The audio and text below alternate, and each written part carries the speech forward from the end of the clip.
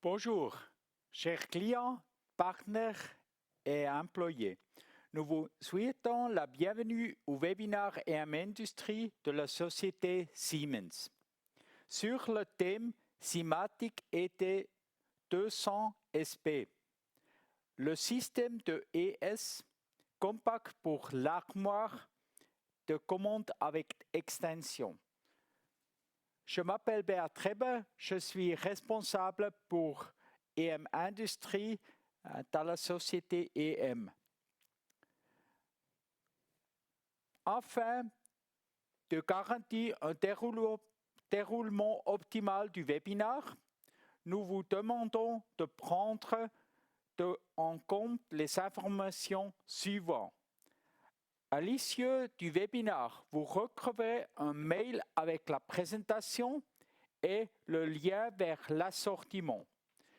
Si vous avez des questions, veuillez l'envoyer par écrit via le chat. Il sera répondu aux questions à la fin de présentation. Nous vous remercions de votre participation et espérons que ce webinaire soit très instructif. Nous accueillons maintenant l'orateur de Siemens, Monsieur Michel, seulement simple Michel, hein? Michel, qui sera heureux de se présenter brièvement. Salut Bonjour Michel, Beat. enchanté. De même. Ouais. Bon start et bonne présentation. Merci. Merci Le Beat. stage est you. Bonjour à toutes et à tous. Je suis Michel Avandet, conseiller technique chez Siemens Digital Industries pour la Suisse romande et je m'occupe des produits de la gamme Simatic comme les périphéries décentralisées et également les contrôleurs, que ce soit le logo, les T200 SP, le S7200 et le S7500. Je vous souhaite également la bienvenue à ce séminaire pendant lequel je vais vous présenter la gamme de notre périphérie décentralisée ET200 SP. Je commence la présentation. Alors, au programme de cette présentation, on commencera par donner un aperçu de la gamme Simatic avec la périphérie décentralisée ET200, ainsi que les contrôleurs Simatic. En général, l'un va avec l'autre. Ensuite, on regardera comment est faite la conception hardware de l'ET200 SP, son concept d'alimentation, les possibilités de câblage et de marquage. Et puis, pour mettre ensemble ces premières informations, une petite live démo pendant laquelle je ferai un montage d'une station ET200 SP. Ensuite, on passera à la description de l'échelonnage des fonctionnalités et du diagnostic, avec à nouveau une petite démo. Et puis un aperçu de l'éventail des modules de périphérie, les modules un petit peu particuliers. Et bien sûr, nous mettons à votre disposition des outils de configuration et de test pour vous faciliter la mise en œuvre de ces stations. Là aussi, une petite live démo pour clôturer la présentation. Commençons par mettre en place le décor avec un petit peu la description de notre portfolio des contrôleurs tout d'abord, avec le contrôleur basique, le logo qui permet de faire des petites automatisations, des petits systèmes logiques, vous le connaissez certainement déjà. Ensuite, dans la micro-automation, on va trouver le S7200 et puis les CPU plus performants sous la forme des S7500. Une partie de ces contrôleurs dispose déjà d'entrées-sorties intégrées, comme le logo et le S7200. Ce n'est pas toujours le cas avec le S7500, mais de toute façon, on a souvent besoin d'étendre les configurations. On le fera avec des modules électroniques rajoutés localement. Pour le logo, on peut ajouter jusqu'à 6 modules. Pour le 1200, jusqu'à 8 modules. Et puis pour le S7500, jusqu'à 32 modules de configuration. Si on a besoin d'étendre davantage notre installation, on va passer par de la périphérie décentralisée. Alors c'est un petit peu particulier avec le logo parce que lui ne dispose pas de coupleur pour des entrées-sorties décentralisées, mais on a quand même une alternative. On peut connecter plusieurs logos entre eux jusqu'à 9 et puis utiliser les entrées-sorties des autres logos qui seront pilotés par un logo principal. C'est une façon d'étendre la configuration du logo. Pour les autres, le 1500 et le 1200, on va passer par la périphérie décentralisée, alors au format du S7500 avec les T200 MP. Ici, sur cet exemple, connecté par un bus de terrain Profinet. Et puis également par de la périphérie ET200 SP, système modulaire, connecté également ici par Profinet. Ces deux systèmes doivent être montés en coffret. Ils ont un degré de protection IP20. Pour installer dans des environnements plus durs, en IP65-67, on se tournera vers la périphérie ET200 Pro et puis également ET200 EcoPN ou ET200 EcoClean. Ces deux-là peuvent être soumis à peuvent être nettoyés par des jets d'eau. Ils sont en degré de protection IP69K. Et puis encore mentionné un dernier type de périphérie décentralisée, il était 200AL, qui lui également est en IP65-67. C'est des modules légers en boîtier matière synthétique qui peuvent être montés directement sur des parties mobiles de machines, par exemple. Et puis ils sont connectés soit par le bus propriétaire ET Connexion, qui partirait de l'ET200SP, ou alors par un coupleur qui lui est connecté sur le Profinet. Voilà, on va se concentrer aujourd'hui sur l'ET200SP, système modulaire monté en coffret.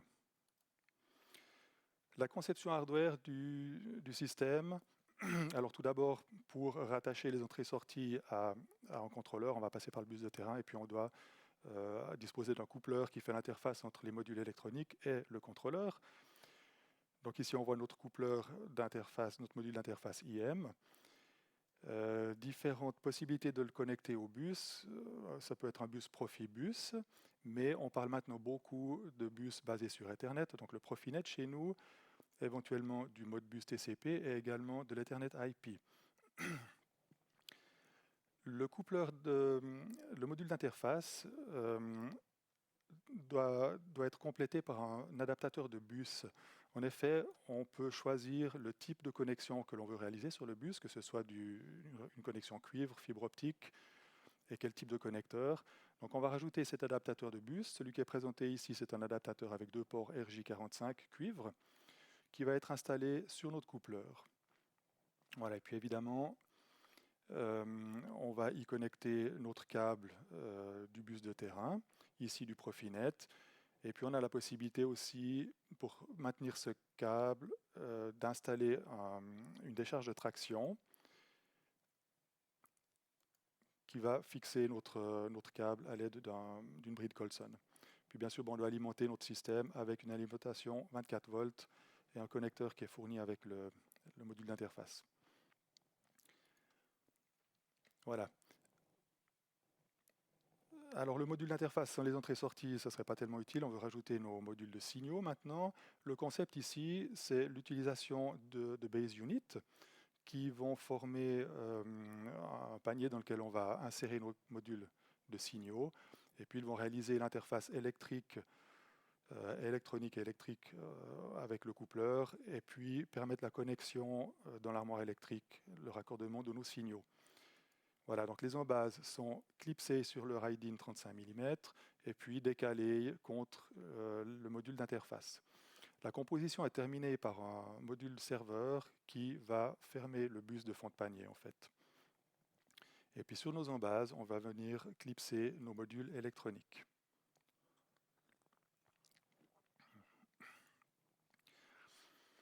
Afin de s'assurer que sur une composition, lorsque vous retirez un module qui serait défectueux puis que vous le remplacez par un nouveau, afin de s'assurer que l'on n'insère pas le mauvais module au mauvais endroit, les modules sont livrés avec un détrompeur en 2 parties. Lorsque vous clipsez le module sur son embase, la partie inférieure du détrompeur va rester fixée sur l'embase. Et puis lorsque vous retirez le module et que vous remettrez un module neuf, eh bien, seuls les modules correspondants pourront être installés sur l'embase. Une particularité avec ces détrompeurs, Certains modules électroniques ont besoin de mémoriser des paramètres, par exemple les modules safety. Et puis pour ce faire, sur les détrompeurs, la partie inférieure qui reste dans l'embase contient une petite mémoire qui va par exemple mémoriser les adresses safety d'un module safety ou certains paramètres d'un module technologique. Voilà, donc si vous avez un module défectueux, vous le retirez, vous mettez le nouveau module et les paramètres sont déjà disponibles sur l'embase. Le concept d'alimentation maintenant.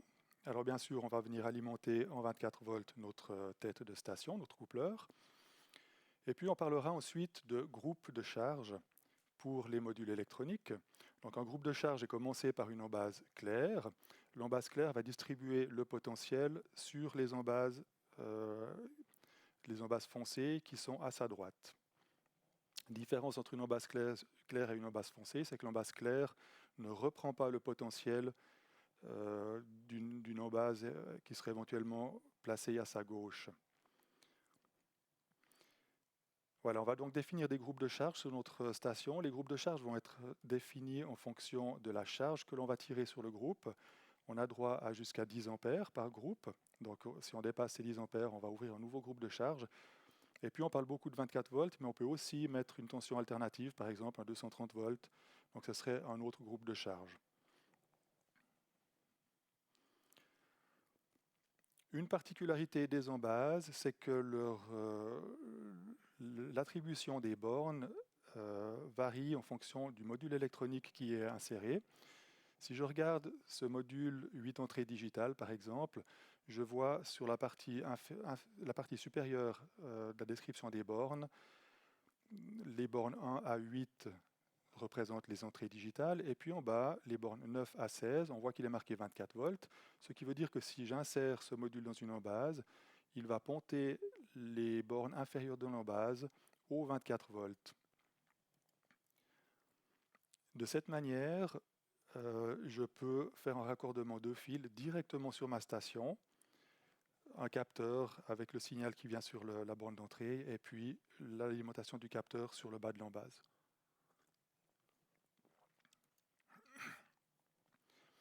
Voilà, maintenant, admettons que je reprenne la même station et puis je m'intéresse à des modules de sortie. Cette fois, je retire des modules d'entrée.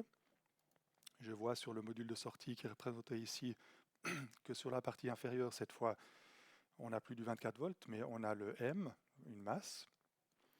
Donc toutes les bornes 9 à 16 seront pontées à la masse lorsque j'insère mon module dans les embases.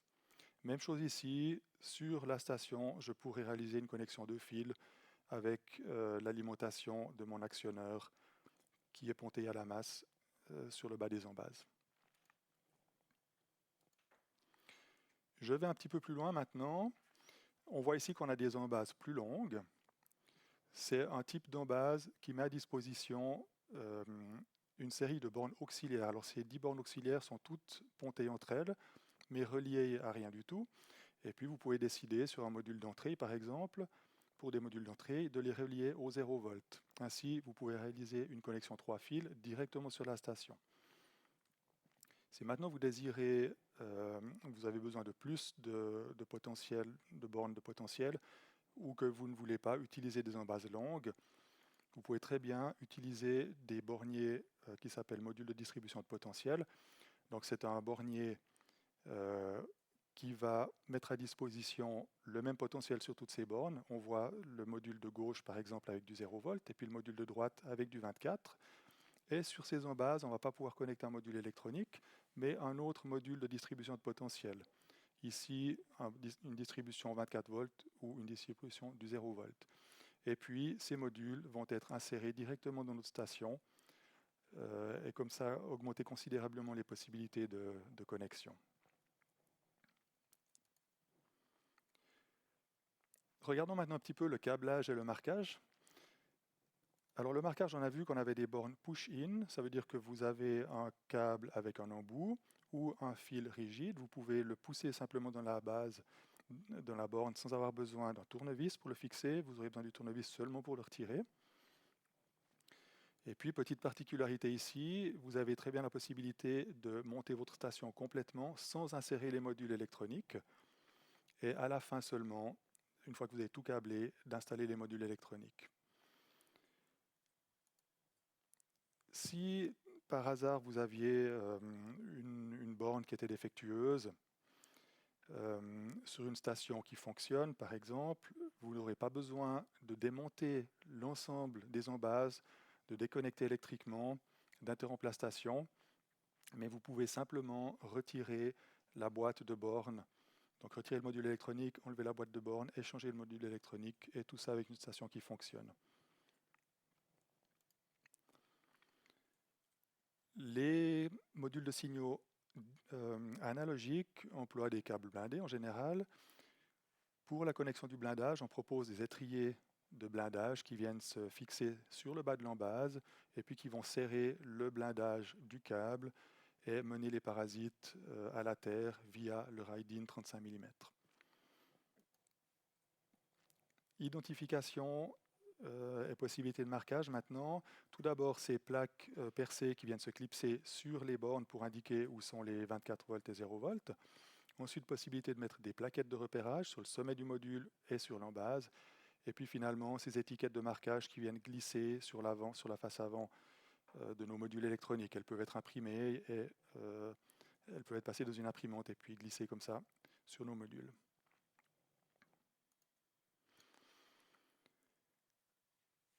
Sur les modules électroniques, vous trouverez déjà un certain nombre d'informations qui sont imprimées, numéro de série, numéro d'article, ainsi de suite. Mais évidemment, on ne peut pas tout mettre sur ces petites surfaces. On ne peut pas mettre non plus les manuels du système, les FAQ, les certificats, les exemples d'applications et autres. Et pour faciliter l'accès à tous ces documents, on a introduit maintenant ce qu'on appelle l'ID Link. C'est ce petit QR code que vous voyez au milieu du module. Il suffit de le scanner avec un téléphone portable et puis il vous amènera directement sur la page du module électronique, enfin du module en question, avec tous les liens pertinents par rapport à ce module, comme indiqué sur la gauche, sur la droite, pardon. Oups.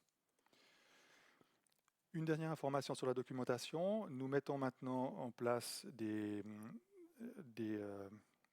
certificats environnementaux pour nos produits. Et puis ces certificats vont décrire l'impact sur l'environnement qu'a chaque produit, par exemple l'impact carbone, équivalent carbone pour la production de l'appareil, pour son utilisation, pour sa mise au rebut, quelles matières composent l'appareil, quelles sont leurs toxicités, et ainsi de suite. Vous avez un exemple ici avec ce lien pour tout ce qui est des coupleurs IM de l'ET200SP. Voilà. Pour montrer de façon plus pratique ce que je viens d'expliquer maintenant, je vais passer à une petite démonstration, le montage d'une station ET200SP. Je passe maintenant sous la caméra. Voilà. Alors notre station va commencer avec le coupleur IM. Donc le coupleur IM, quand vous le recevez, il est ainsi, avec son module serveur qui est intégré. On va l'enlever pour notre station. Petite remarque, pour démonter les modules, en fait, lorsque vous appuyez sur le sommet du module, vous faites glisser ici un crochet. Je ne sais pas si on le voit bien. Voilà, on fait glisser un crochet qui est là, et puis qui va le libérer du module de sa gauche, et qui va également le libérer du rail 35 mm. Alors j'installe mon coupleur IM. Le coupleur IM vient sans l'adaptateur de bus. L'adaptateur de bus, le voici. C'est un modèle avec 2 ports RJ45. Il vient insérer sur cette partie-là. Et puis normalement, on va pouvoir le fixer, on va pouvoir le visser, ce que je ne vais pas faire ici. Ça, c'est la première étape. Ensuite viennent les embases. Alors, elle se présente ainsi. Donc la première embase, c'est une embase claire que je viens mettre sur mon rail et pousser vers le coupleur. Ensuite, mes 3 embases foncées.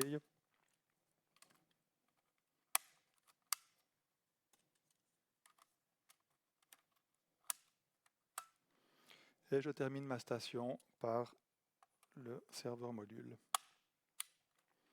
Voilà. Première partie.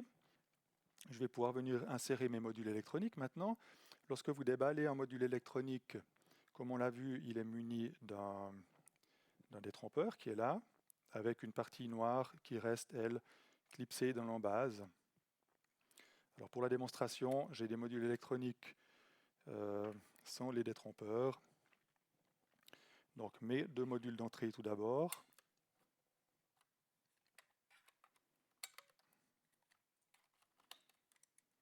Et mes modules de sortie pour terminer. Voilà pour le montage des modules. Les possibilités maintenant de marquage, avec tout d'abord ces plaques percées avec des couleurs pour repérer le 24 volts ou le 0 volt qui se clipsent simplement sur l'embase.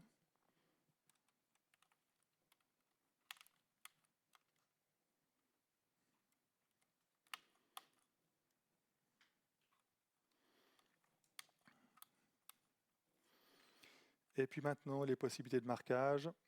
Alors comme vous le voyez ici, on a déjà des étiquettes qui couvrent nos modules. Donc ces étiquettes sont livrées sous format d'une bande qui peut passer dans une imprimante. Puis ensuite, on va détacher les étiquettes individuelles et les glisser sur nos modules ainsi. Voilà. Et puis dernière possibilité de marquage, c'est ces petites plaquettes. Alors tout d'abord sur le module lui-même, mais également sur le bas, sur l'embase. Voilà.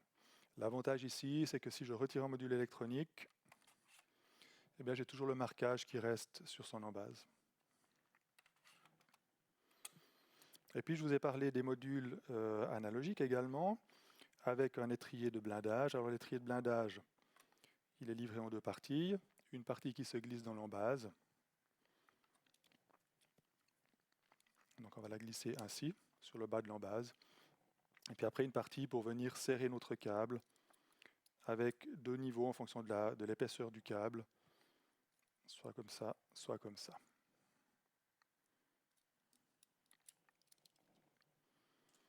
Voilà pour le montage de la station. Je ne l'accable pas tout de suite. Je reviens à ma présentation maintenant.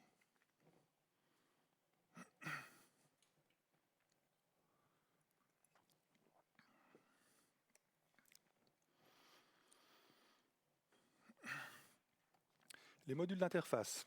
Donc pour coupler notre système au bus, différents modèles de modules d'interface. Tout d'abord le modèle basique, avec un certain nombre de restrictions, comme par exemple maximum 12 modules. Pas possible d'insérer des modules safety. Et puis l'adaptateur de bus est déjà fixé. C'est un adaptateur avec deux ports RJ45. Ensuite, on passe à la version standard, avec là la possibilité d'insérer jusqu'à 32 modules, de faire du hot swapping, ça veut dire que vous pouvez retirer un module électronique en fonctionnement, le système continuera à fonctionner sans défaut. Et puis on peut commencer à choisir le bus adapteur pour des versions de connexion cuivre. Voilà. Possibilité d'utiliser tous les modules de périphérie, comme les modules safety également. Ensuite, le module high feature. Ici, on a la possibilité de faire du multi-hot swapping. Ça veut dire qu'on pourra enlever tous les modules électroniques sauf un lorsque la station fonctionne et la station continuera à fonctionner. Il permet aussi de se synchroniser sur le bus en faisant du temps réel isochrone avec des temps de réaction jusqu'à 250 microsecondes. Et puis, il a des fonctions supplémentaires, MSI, MSO, mais également de la redondance S2. Ça veut dire que vous pouvez l'insérer dans un système redondant avec deux contrôleurs. Et puis, le module d'interface sait que si un contrôleur tombe en panne, c'est l'autre contrôleur qui prend la main et le changement de contrôleur se fait très, très rapidement. Voilà, et puis on peut également insérer des modules pour faire de l'oversampling, par exemple. D'autres variantes de modules maintenant, module avec redondance R1, ça veut dire qu'on aura deux interfaces sur le module pour se connecter à deux systèmes, enfin deux contrôleurs par deux bus séparés. Possibilité également d'avoir d'autres types de bus de terrain. On parle de Profinet, mais on a encore l'Ethernet IP ou du Modbus TCP par exemple. Et puis il y a une variante high speed également, jusqu'à 30 modules électroniques pour faire de l'échange de données très rapidement avec des temps de cycle jusqu'à 125 microsecondes. Voilà. En général, on va connecter notre périphérie décentralisée sur des interfaces de bus, des IM, mais on peut également le faire sur des contrôleurs.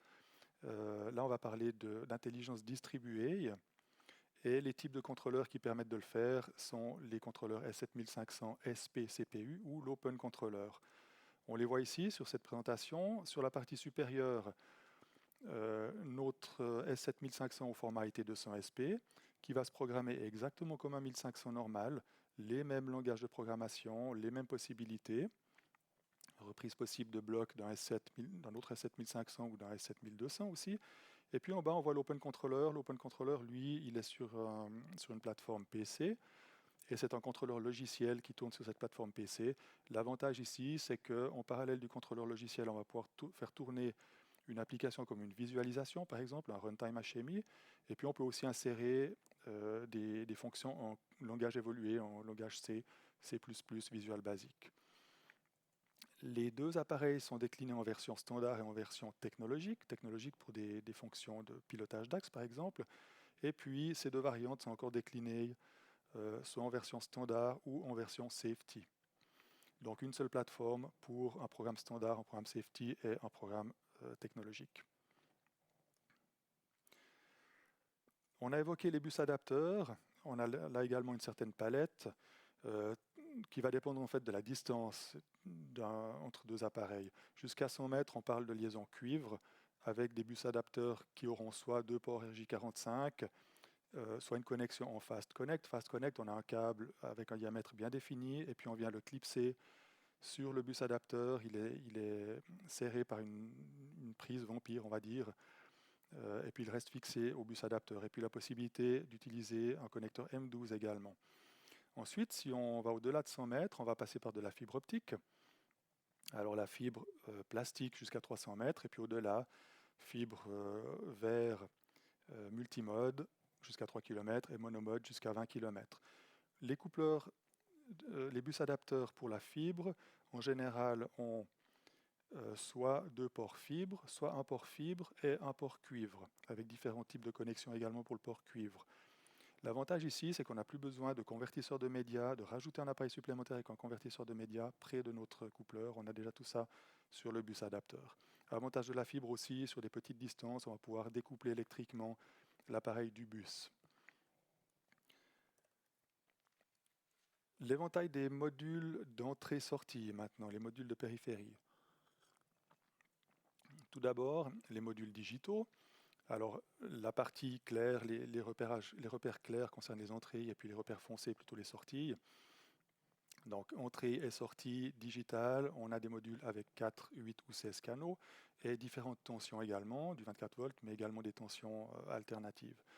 On parle de modules X également. Un certain nombre de modules sont disponibles en version X, qui vont permettre de raccorder des capteurs ou des actionneurs qui, eux, vont jusque dans une zone 1 ou 0. Donc zone potentiellement explosible.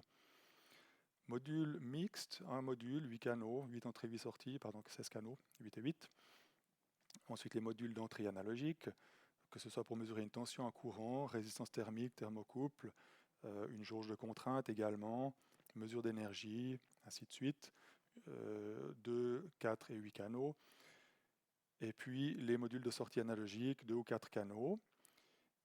Souvent, un module permet de réaliser différentes mesures, soit tension, soit courant par exemple, ou certains types de thermocouple. On va paramétrer tout ça dans la configuration hardware de notre système dans l'outil de programmation TIA Portal. Module de communication également, communication série avec l'IO-Link, RS232 485, le bus CAN, bus DALI, ASI, Profibus également, et puis ET Connection. Et puis des modules technologiques. Les modules technologiques, c'est des modules qui vont permettre de réaliser des fonctions comme du comptage, du positionnement, pilotage de cam, sortie PVM, du pesage, commande moteur, ainsi de suite. Une partie de ces modules sont disponibles également en version safety. L'échelonnage des fonctionnalités des modules, c'est comme pour les coupleurs, on a des versions basiques à high feature. La version basique, elle offre un diagnostic de base et des fonctions de base, bien sûr. Ensuite, la version standard va pouvoir être ajustée au moyen de paramètres. Et là, on a un diagnostic au niveau du module déjà. Le traitement des données est plus rapide avec les modules standards.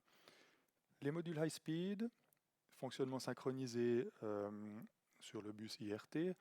avec possibilité de faire des mesures très rapides pour des cartes électroniques, par exemple, de faire du suréchantillonnage, et ainsi de suite. Et puis les modules iFeature.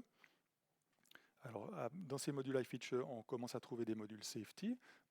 Ils offrent des modes de fonctionnement alternatifs, des fonctionnalités étendues. Et puis, cette fois, on trouve un diagnostic par canal.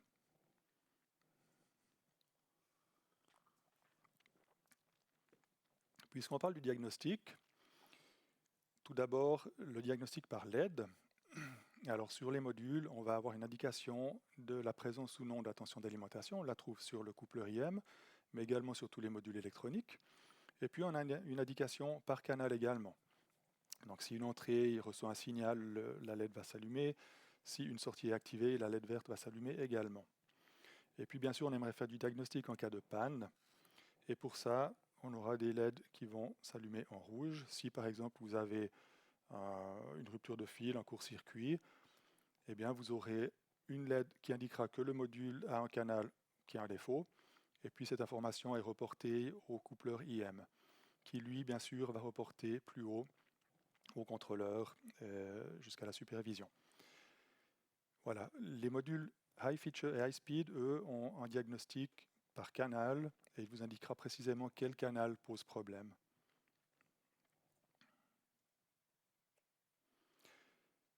Voilà, on va voir ça maintenant sous la caméra.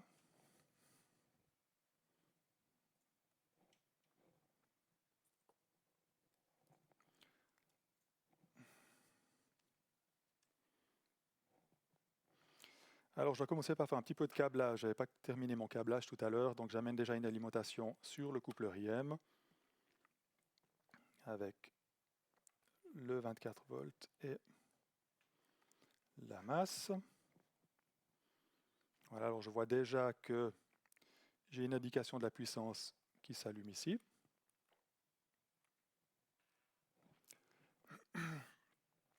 Et puis, je dois câbler quelques entrées et sorties.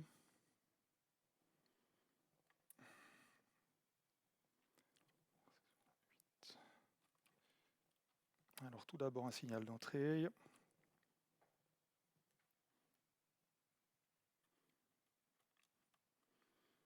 Avec l'alimentation de mon interrupteur. Et puis, un signal de sortie avec sa masse.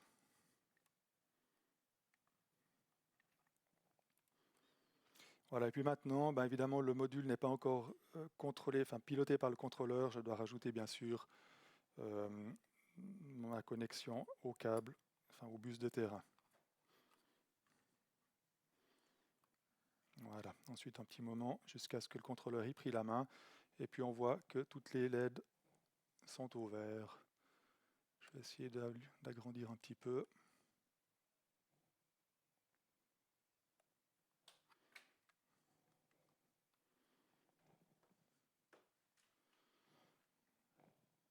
Voilà. Alors, simplement si j'allume une entrée, je vois que la LED du canal correspondant est allumée. On le voit juste. Et puis même chose, le contrôleur, lorsque j'allume une entrée, le contrôleur va piloter deux sorties qui s'allument ici. Voilà, puis maintenant je vais réaliser un court-circuit sur une des sorties. Court-circuit à la masse. Et si je pilote ma sortie, je vois que sur mon module High Feature, le module a une LED qui clignote pour indiquer qu'il y a un problème sur le module. C'est reporté au coupleur IM. Et puis, je vois que mon canal est en défaut.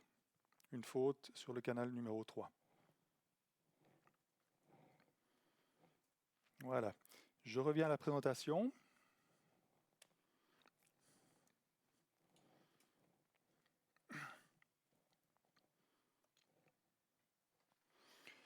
Quelques modules particuliers maintenant. Il y a un certain nombre de ces modules qui sont à disposition dans la panoplie IT200SP. On va juste en mentionner deux. On parle beaucoup d'écologie et de mesure, de contrôle de l'énergie consommée. Alors on a des modules justement pour mesurer l'énergie. Ces modules vont permettre de remonter les informations de consommation au contrôleur, à la supervision, à des systèmes de statistiques, et puis de faire par exemple de la corrélation entre l'énergie consommée par pièce produite sur une installation. Voilà, ces modules sont facilement insérés dans notre composition ET200SP. On n'a pas besoin de nouvelles adresses IP pour le module. Il est relativement petit. Et puis, il est paramétré dans l'outil de programmation, le TIA Portal. On n'a pas besoin d'un outil supplémentaire. Deux types de mesures sont à disposition. Les modules RC qui emploient une bobine de Rogowski. Et puis les modules CT qui emploient, eux, un transformateur de courant classique 1 ampère ou 5 ampères. Décliné en deux versions, la version standard et la version high feature. La version high feature permet en plus de faire de l'analyse du réseau, par exemple les harmoniques, les surtensions, les sous-tensions, les surcourants et ainsi de suite. Un autre module intéressant, on a la possibilité directement avec les T200SP de piloter des moteurs, donc de contrôler des moteurs départ direct ou départ inverseur, démarreur inverseur. Les deux types de modules ont la même taille, démarreur direct ou inverseur, et puis ils vont couvrir une plage qui va aller jusqu'à 5,5 kW ou 12 ampères. Donc on aura 5 modules différents pour couvrir les différentes plages de puissance jusqu'à 5,5 kW. Le montage est très simple, il emploie des embases spéciales. Donc il vient simplement se fixer sur l'embase spéciale. L'embase spéciale va nous permettre, elle, de rajouter une alimentation pour les 3 phases et le neutre, qui va être reporté sur l'ensemble des départs moteurs jusqu'à concurrence de 32 ampères. Donc on pourra très simplement avoir des groupes de départs moteurs sur une seule alimentation jusqu'à concurrence de ces 32 ampères. Le module existe en version standard et puis en version safety également. L'avantage ici, c'est vraiment le câblage, puisque tout est contrôlé par le bus de terrain. Le contrôleur va piloter les moteurs par le bus de terrain, va surveiller les courants et ainsi de suite par le bus de terrain. On s'évite beaucoup de câblage. Une petite parenthèse avec les T200AL. Alors en fait, les T200AL, on peut le voir comme un prolongement de les T200SP dans deux sens. Le prolongement parce qu'il est connecté au prolongement du bus interne de la station ET200SP. C'est le bus qu'on va appeler ET Connexion. Donc sur une station ET200SP, on va pouvoir avoir un départ de bus qui va vers notre ET200AL. Sur une ligne de bus, on peut avoir jusqu'à 16 modules ET200AL avec entre chaque module jusqu'à 15 mètres. Et puis c'est aussi un prolongement d'ET200SP parce que ça permet d'installer des appareils dans un environnement plus difficile, IP65-67.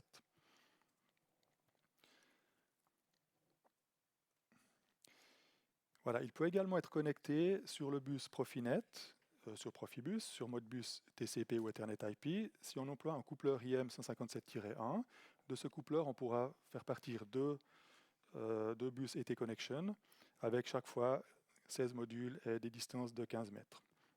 Et puis, il existe une variante de l'ET200AL avec bus IO-Link. Là, on aura juste une connexion, le bus IO-Link, qui va amener les signaux et l'alimentation.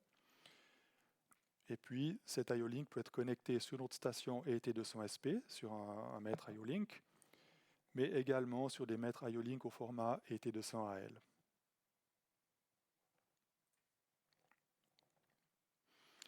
Lorsque vous configurez votre station, comme on a vu, on a beaucoup de pièces différentes, de possibilités différentes.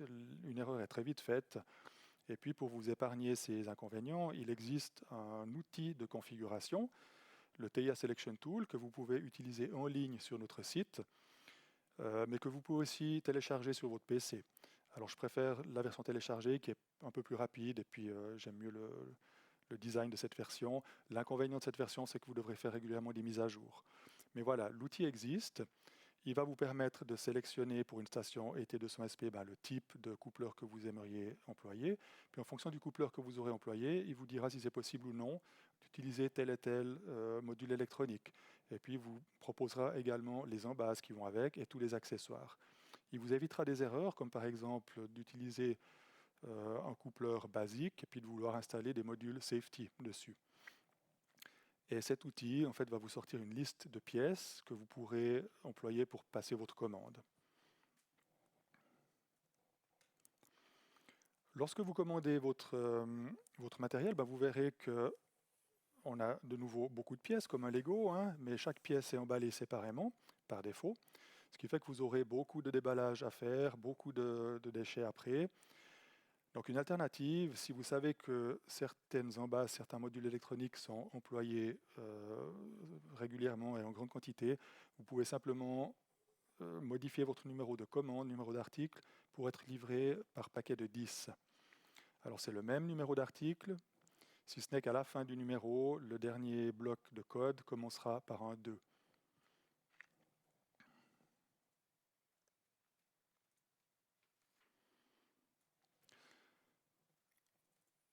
Voilà.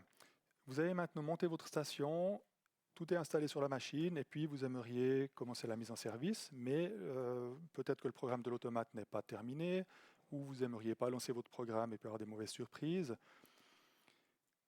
Donc là, on vous met à disposition un outil qui s'appelle Proneta, Profinet Network Analyzer.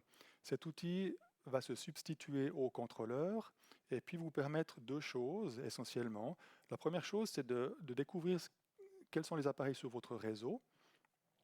Donc il va lire les informations du réseau et puis voir quels appareils Siemens ou non Siemens sont installés sur le réseau. Puis pour les appareils Siemens, par exemple, vous pouvez lire les données de l'appareil, numéro de série, numéro d'article, quelle est l'adresse IP, quel est le nom Profinet. Vous pouvez faire des petites modifications, modifier le nom, l'adresse, ainsi de suite. Et puis également, mémoriser cette configuration. Et plus tard, vous pouvez revenir et comparer l'installation avec ce que vous aviez mémorisé et voir si un article a été changé, par exemple. Ou un câble a été changé de port, et ainsi de suite. Ça, c'est la première fonction. Et puis pour les appareils Siemens, dans toute la périphérie décentralisée, vous avez la possibilité de faire un I/O check. C'est-à-dire que là, vraiment, le système prend la main sur le contrôleur et puis par le PC, vous pouvez lire l'état des entrées et puis activer, forcer des sorties. Ça vous permet de contrôler le câblage de votre installation, par exemple. Vous verrez que vous pourrez vous assurer que si vous activez telle sortie, c'est le bon contacteur qui est tiré sur l'installation. Voilà, je vais vous montrer ça en live sur notre maquette.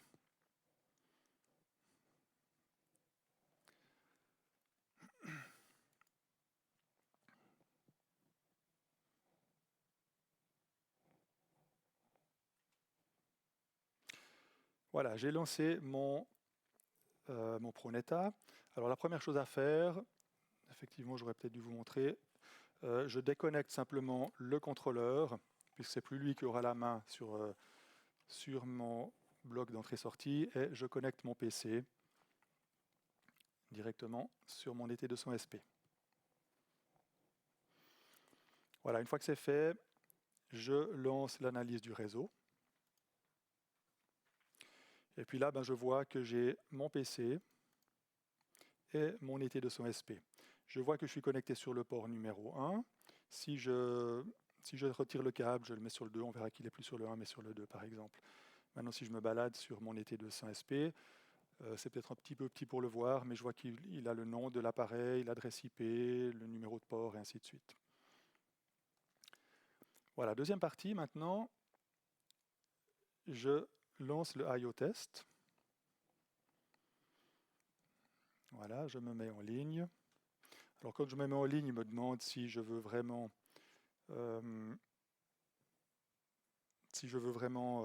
prendre la main dessus parce que je peux faire des actions dangereuses comme activer un moteur par exemple. Alors juste une chose avant de le faire, j'annule ma fonction. Je dois juste modifier un paramètre de cette carte. On aimerait observer la réaction au court-circuit. Donc je dois lui dire que j'aimerais détecter un court-circuit de l'entrée 3 dans ce cas sur la, sur la Terre, sur la masse. Voilà. Alors, je me mets en ligne, j'accepte, et voilà. OK, je vais venir sélectionner deux modules. Le module d'entrée ici, qui a un interrupteur qui est connecté. Je l'agrandis un peu, et puis je l'amène ici.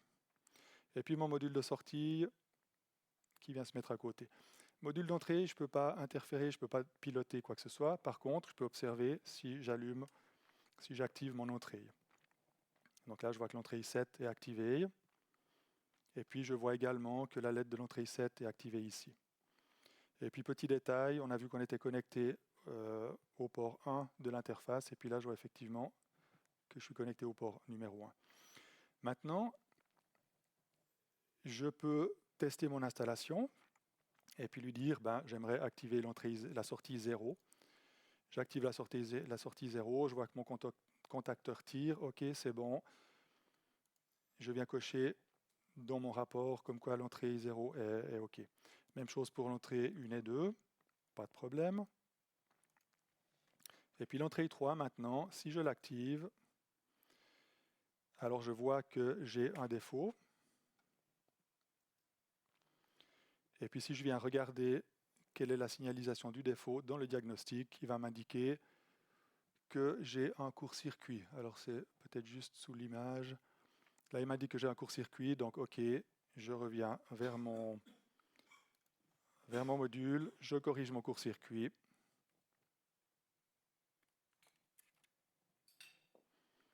Et puis, je peux dire, OK, maintenant, pas de problème sur cette sortie. Voilà.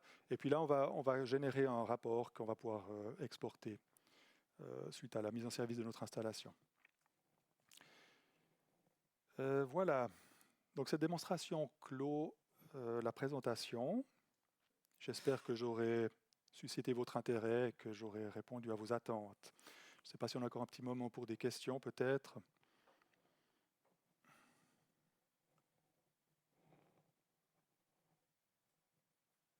Beat.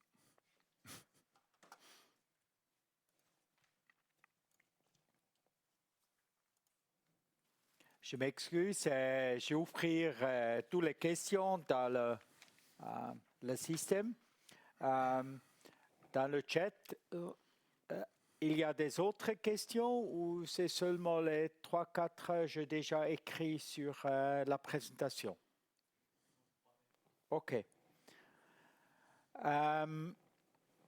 OK, merci beaucoup pour cette présentation. C'est une gamme très très fort et tu fais une présentation très très bon. Merci beaucoup, Michel, encore une fois. Dans quelle plage de température les modules et le ET2 sans SP peuvent-ils être utilisés? C'est vrai, on ne l'a pas mentionné. Alors c'est la plage standard de nos automates, c'est moins 30 degrés à plus 60. 60? Jusqu'à 60 degrés, oui. Wow. Après, il faut faire attention à la position de montage. Si on les monte verticalement, on a un déclassement et là, ça sera 50 degrés. Et puis, dans les températures négatives, il faut faire attention également à la condensation. Donc c'est moins 30 degrés, mais sans condensation. Si maintenant il y a un risque de condensation, on a une gamme qui s'appelle C+, qui est renforcée, qui va plus bas en température et plus haut également, moins 40 jusqu'à 70, sauf erreur. Okay. Et puis là, on a des prints qui sont vernis et qui supportent de la condensation. Ouais. OK, merci beaucoup. Assez étendue. Une autre question, c'est concernant le software. Une configuration de l'outil de sélection Diaportal, je crois. Dia Selection Tool. Oui, au Dia Selection, peut être importé dans Step 7. Oui, dans l'outil de programmation. Oui, donc effectivement, une fois que vous avez configuré dans le TIA Selection Tool, vous pouvez exporter une liste de pièces et puis également un fichier de configuration qui peut être importé dans le TIA Portal. Et puis inversement aussi, si vous faites votre configuration matérielle dans le TIA Portal, vous exportez la configuration matérielle et l'importez dans le TIA Selection Tool pour faire la liste de pièces pour votre commande. Oui, c'est possible. OK, merci beaucoup. C'est aussi tout complet avec les softwares, avec tous les... Oui, c'est le tour. C'est tout compatible. complète. C'est tout Mhm. compatible. Un autre point, je suis sûr, ça c'est tu déjà présenté ça encore une fois pour certains participants. En cas de court-circuit, c'est l'ensemble du module standard qui tombe, une panne ou seulement une canal, ou un canal. Non, alors pour module standard, comme pour les autres, si vous avez un court-circuit sur une sortie, la sortie est désactivée Ouais. pour la protéger, une alarme est donnée, mais le module continue à fonctionner. Ah, Donc les autres seulement, sorties, seulement le canal. oui, c'est seulement le canal, ouais. Ouais. Les autres sorties continuent à fonctionner, ouais. OK. Mhm. Merci beaucoup, encore une fois. Merci prie. beaucoup pour cette très bonne présentation. Merci. Encore une fois, maintenant, nous vous remercions de votre participation et vous souhaitons une bonne journée et à bientôt de notre dernier webinaire avec EM Industrie et peut-être avec un nouveau thème de Siemens. Certainement, volontiers. À bientôt. Au revoir.